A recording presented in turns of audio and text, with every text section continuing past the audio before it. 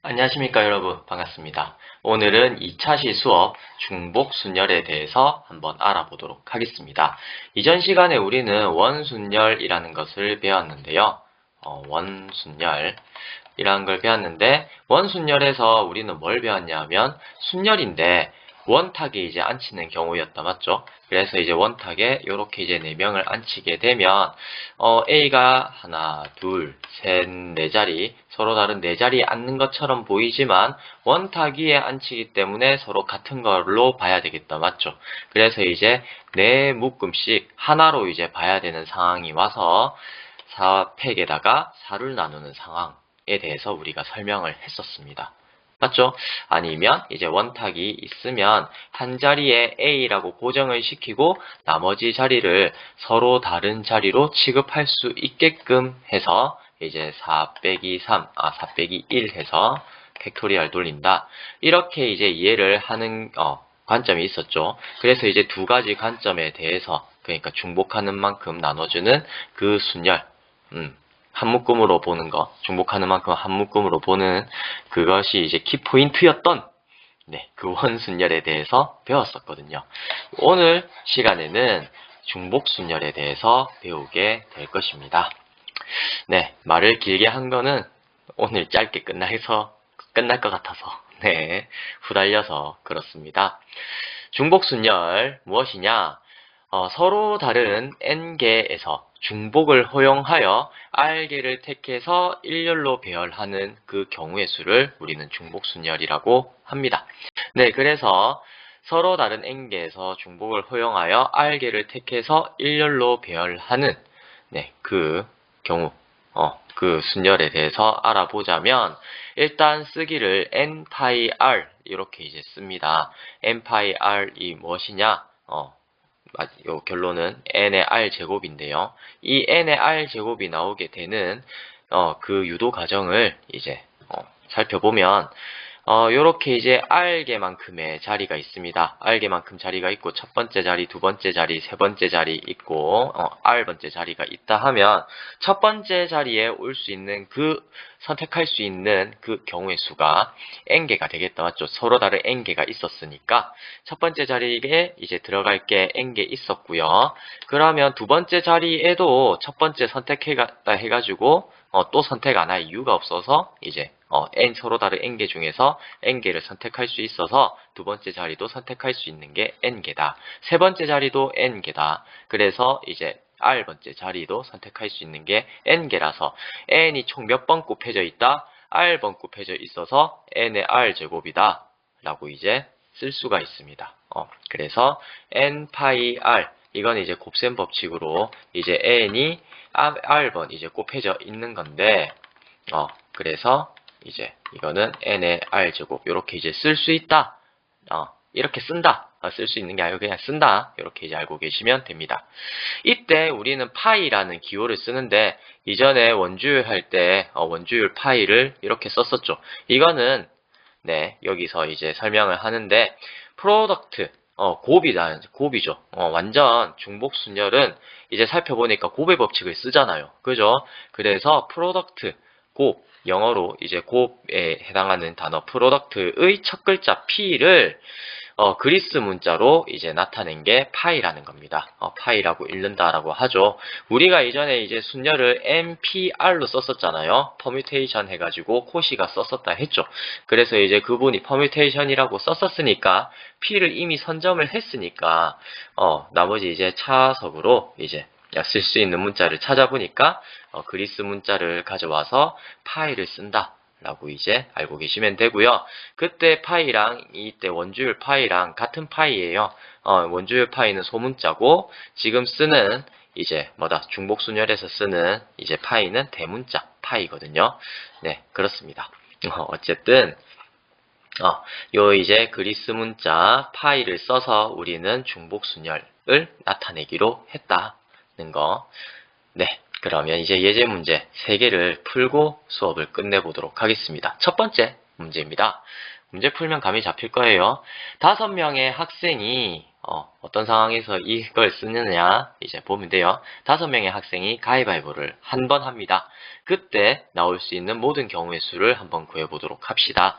5명의 학생 A, B, C, D, E가 있습니다. 예, 이 학생이 각자 가위바위보 중에서 하나를 선택해서 내는 거죠. 그래서 A가 낼 수 있는 경우는 경우의 수는 3이고요. 가위바위보 3가지니까. 그리고 B가 내는 거는 A가 바위를 냈다 해가지고 B가 바위를 내면 안 돼. 그런 일은 없잖아요. 그죠? 3개 중에서 아무거나 하나를 내면 되니까. 그러니까 중복을 선택해서 이제 하나를 선택하는 거죠. 맞죠? 서로 다른 3개 중에서 이제 뭡니까? 몇 명이 가위바위보를 하니까 5명이 가위바위보를 하니까 이제 5번을 선택하는 경우의 수가 이제 가위바위보를 한 번 할 때 이제 나타난다는 겁니다. 그래서 이제 3이 총 5번 나오니까 3의 5제곱. 그래서 네, 얼마예요? 243. 이다 맞죠?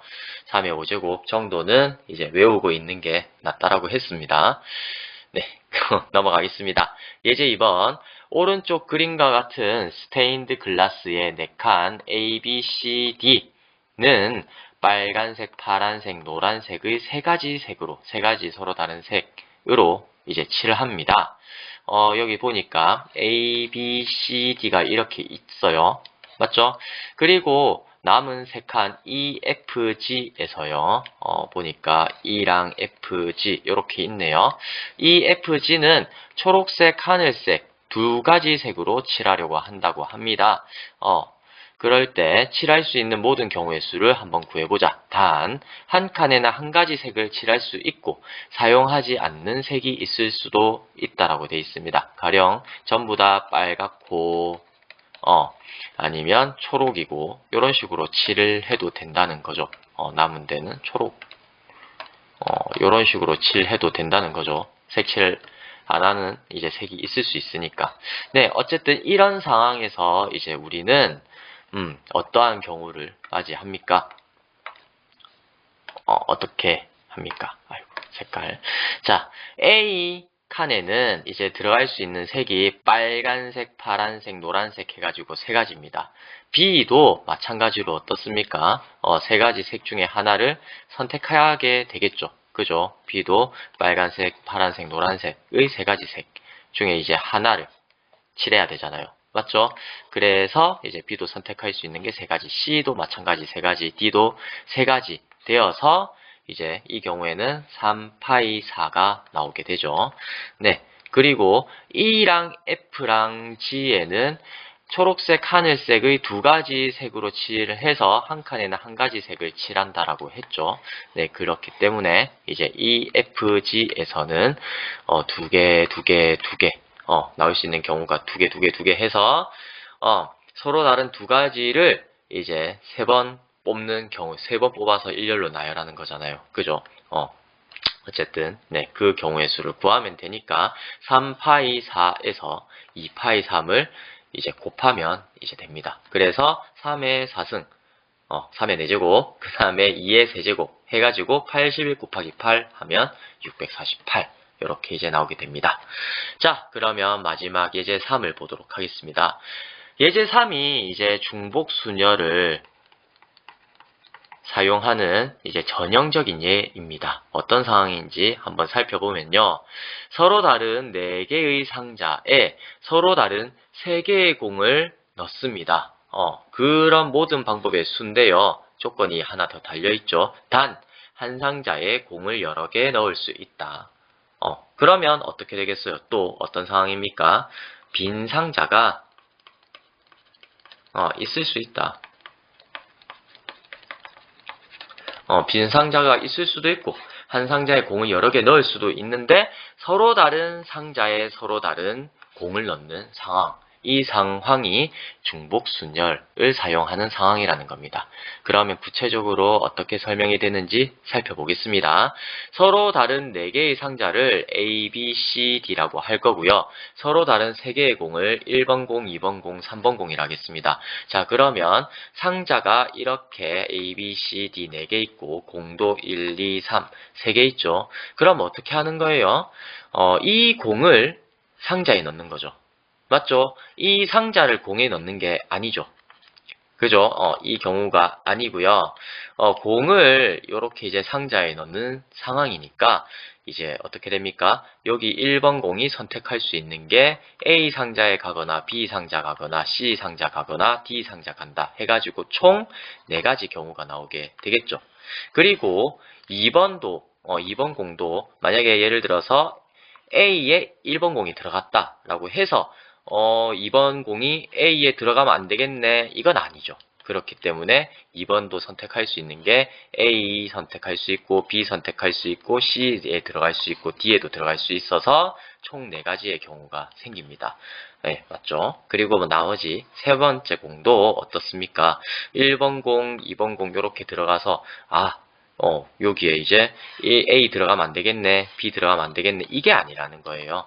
전부 다 할 수 있으니까 3번 공도 1번에 들어갈 수도 있고, A에 들어갈 수도 있고, B에 들어갈 수도 있고, C에 들어갈 수도 있고, D에 들어갈 수도 있다. 그래서 나올 수 있는 경우의 수는 총 4가지가 되어서, 4의 세제곱. 그러니까 서로 다른 4개 중에서 3가지를 선택해서 일렬로 나열하는 경우의 수가 나오게 된다는 겁니다. 맞죠? 네. 이 상황과 똑같아서 4의 세제곱해서 총 64가지의 서로 다른 경우가 나타나게 된다는 거죠. 네. 수업을 들어주신다고 너무 감사하고, 네, 고생이 많으셨습니다. 네, 감사합니다.